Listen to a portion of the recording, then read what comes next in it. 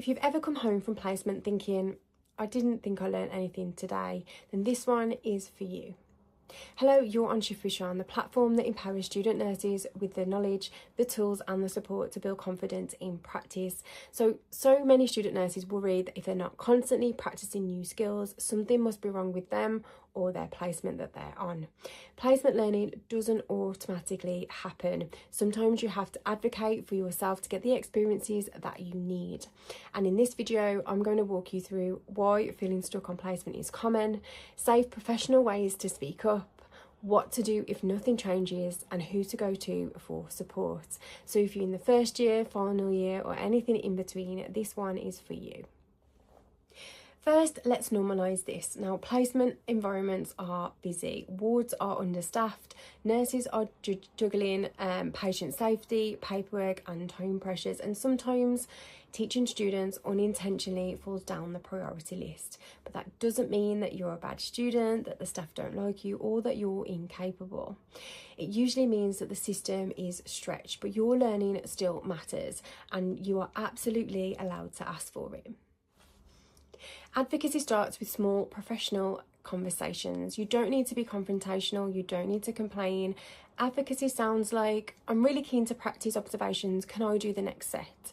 Or, I haven't done a catheter yet, would it be possible to do one today? I need more exposure in wound care, could you let me know when one comes up? Or, I'm working towards these skills, are there any opportunities for me today? Most of the time, staff actually appreciate this because it gives them a direction to point you in and it shows that you are really motivated. Use your skills list as a learning tool. One of the best things you can do is bring your skills list with you. Show it to your supervisor or assessor and say, these are the skills I'm hoping to get signed off on this placement. Could you help me and work towards them? This turns learning into a shared goal instead of you just quietly waiting for opportunities. Be observant and proactive. Look for the ward routines, breakfast rounds, observation times, medication rounds, personal care schedules.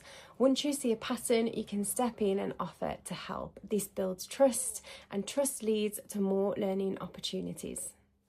Before we carry on, I just want to quickly share something that I have created for student nurses because this is something that I wish I'd had when I started my training. It's my Nurse in Progress book series. Because who you are in year one is not the same person as you are in year two, and it's definitely not the person you are by the time you reach that final placement in year three. And that is why I've created the Nurse in Progress book series. It's a 3-book series with 1 book for each year of your nursing degree, so you get the right support at the right stage that you're actually in.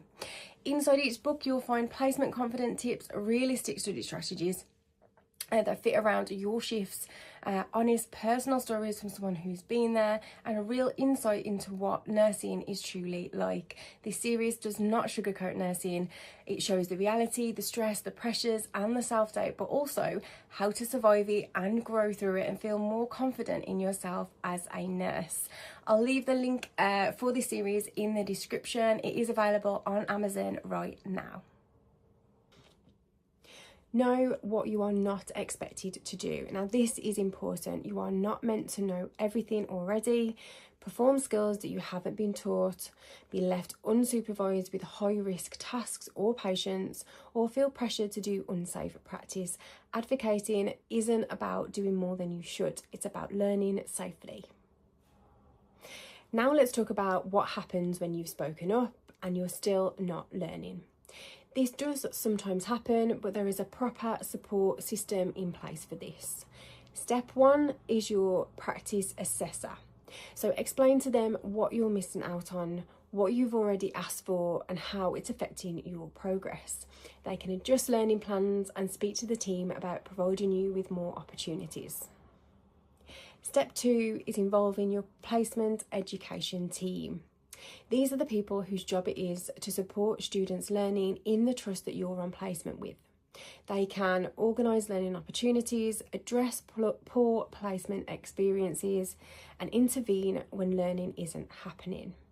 Step 3 is involving your university. You can speak to your academic assessor, your personal tutor, or the course lead if needed.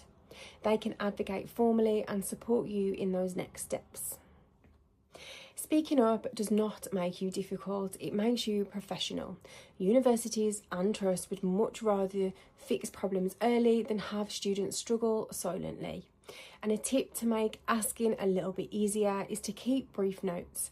Dates when you ask for opportunities, who you spoke to and what they said. Not to complain, but just to make it clear that you are trying. Reframing placement learning. So instead of thinking, I didn't learn enough today, try, what did I learn today? Even the small wins count. Every skill that you observed, every question that you asked. Try bringing a notepad to record so that you can see the progress. And at the end of the shift, review all the positives. If you're not learning enough on placement, it's not a failure, it's just a signal to advocate for yourself. And learning to speak up now will make you a stronger, safer nurse for the whole of your career. You deserve the support, the opportunities, and a placement that helps you grow. If you found this helpful, click like and subscribe to help me reach more student nurses. Be kind to yourself, we've got this.